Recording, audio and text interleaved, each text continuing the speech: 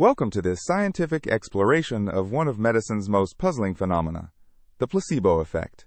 This is a phenomenon where belief and expectations can produce real, measurable physiological changes in the human body. Let's start with a fundamental question. What exactly is the placebo effect? A placebo is typically an inert substance, like a sugar pill, that contains no active therapeutic ingredient. Yet remarkably, patients often experience real improvements in their conditions.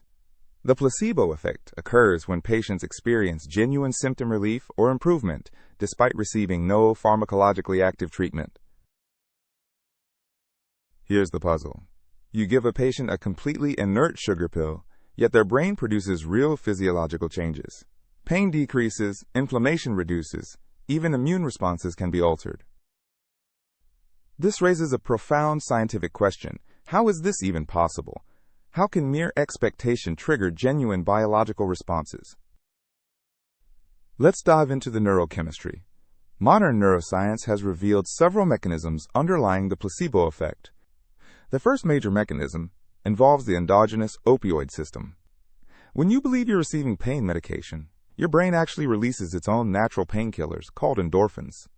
Your brain contains receptors that respond to opioid molecules. When you expect pain relief, the expectation itself triggers the release of endorphins that bind to these receptors, genuinely blocking pain signals. Scientists confirm this using naloxone, a drug that blocks opioid receptors. When patients were given naloxone, the placebo effect for pain disappeared, proving that real opioids were involved. The second mechanism involves dopamine and the brain's reward pathways. When you expect to feel better, neurons in regions like the ventral tegmental area release dopamine. This neurotransmitter is crucial for motivation, reward, and importantly, motor control. In Parkinson's disease patients, placebo treatments can trigger substantial dopamine release in the striatum, leading to measurable improvements in movement, even though no actual medication was given.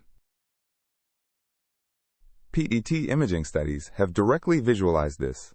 When Parkinson's patients receive a placebo they believe is real medication, their brains show increases in dopamine that correlate with their clinical improvement. The third mechanism involves higher brain regions, particularly the prefrontal cortex. Your prefrontal cortex constantly generates predictions about what will happen. When you take what you believe is medicine, this region creates an expectation of improvement.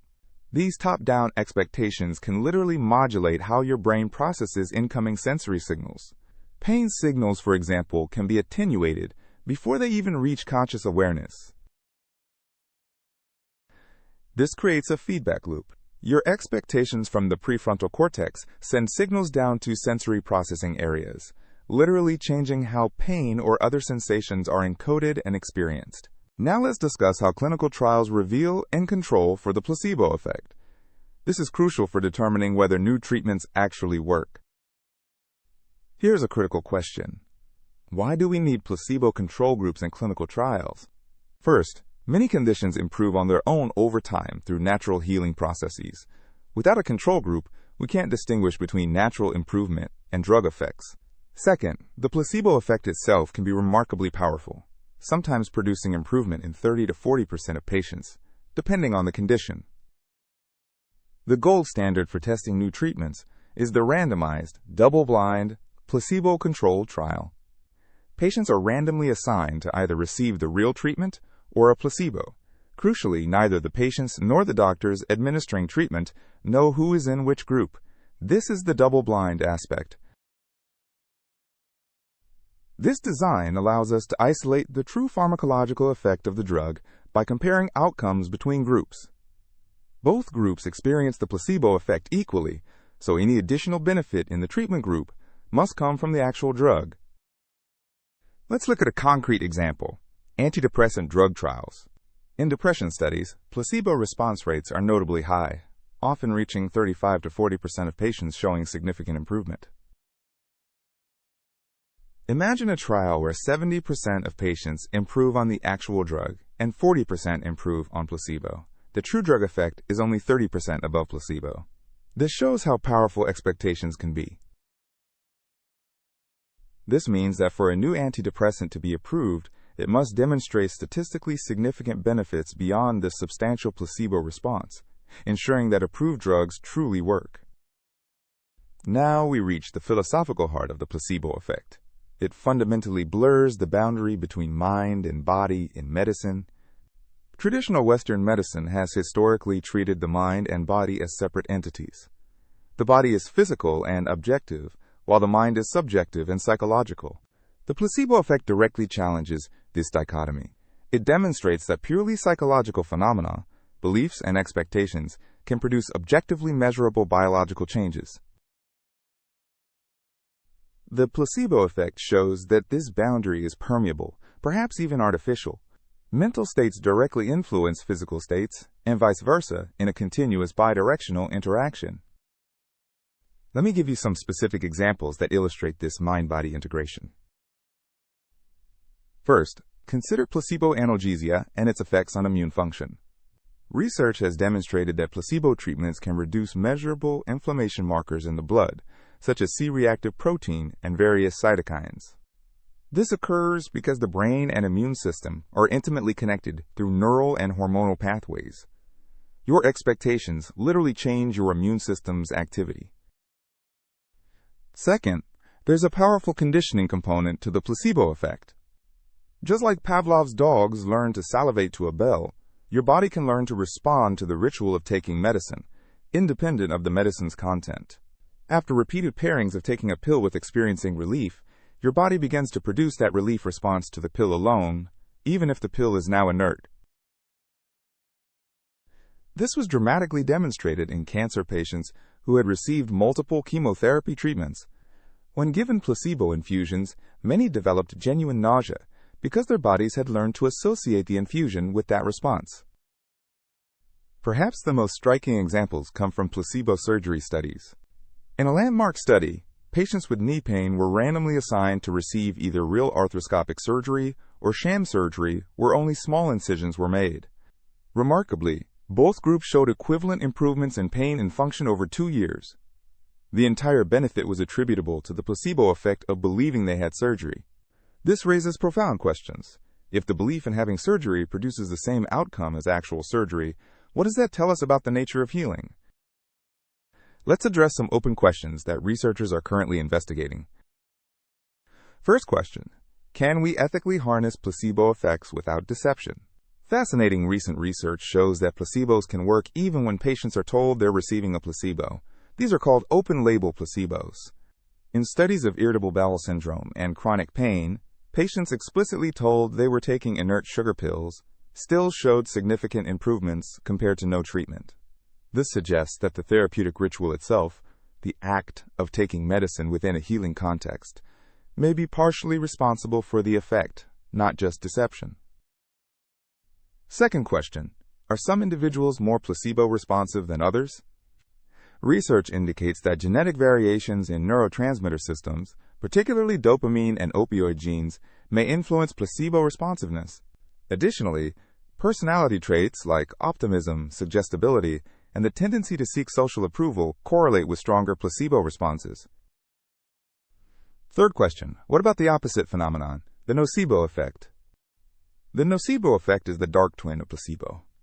When people expect negative outcomes, they often experience them, even from inert substances.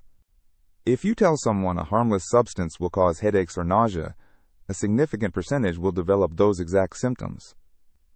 This demonstrates how powerful negative expectations can be. This creates an ethical dilemma. Doctors must inform patients of potential side effects, but doing so can actually increase the likelihood of experiencing those side effects through nocebo mechanisms. Let's return to mechanisms.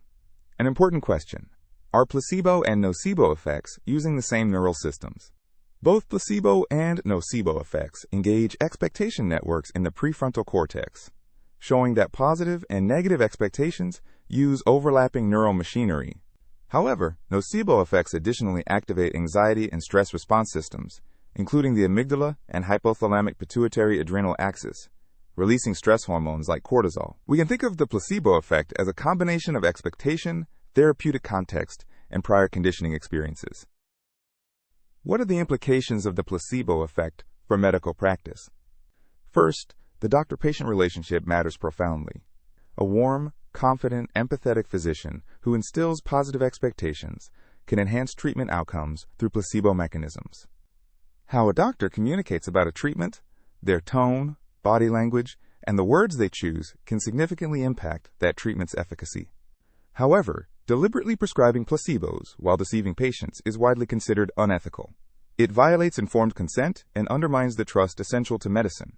Yet there's nothing unethical about optimizing the placebo component within legitimate treatments. Creating positive expectations and therapeutic rituals around effective medicines is good practice. Let's consider some broader theoretical implications of the placebo effect. The placebo effect challenges purely reductionist, mechanistic models of disease. It shows that subjective mental states have objective biological consequences that cannot be ignored. It supports more integrative biopsychosocial models that see health and disease as emerging from complex interactions between biological, psychological, and social factors. Modern neuroscience increasingly views the brain as a prediction machine that constantly generates models of what will happen next. The placebo effect fits perfectly into this framework.